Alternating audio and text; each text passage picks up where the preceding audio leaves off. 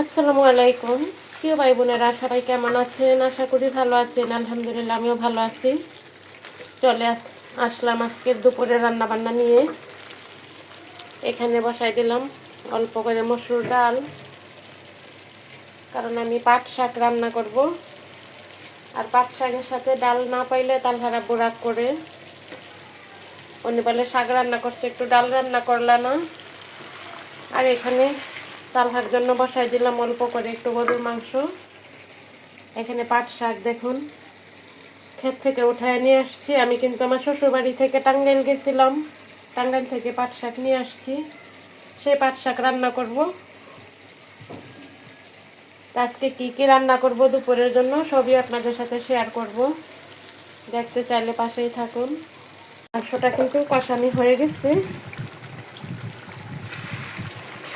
এখন আমি একটু আলু দিয়ে দিব। দেখুন এটা কি আলু, যে গ্রামে মাটির নিচে যে বড় বড় আলু হয়, কেউ বলে পাস্তা আলু, কেউ বলে মৌ আলু। সেই আলু দিয়ে রান্না করতে বলছে তালহার আব্বু। আমি একটু আলু কেটে আলাদা ভাপ দিয়ে নিলাম।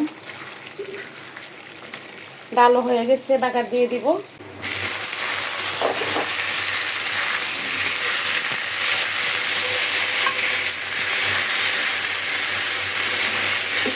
পাট শাক বাগার দিয়ে দিলাম। তরকারি ডাল সবই হয়ে গেছে। রান্না কিন্তু কমপ্লিট হয়ে গেছে।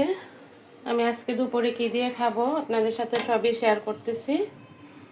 এই যে মাটির নিচের পেস্তা আলু দিয়ে গরুর মাংস, পাতলা মসুর ডাল, আর আছে পাট শাক।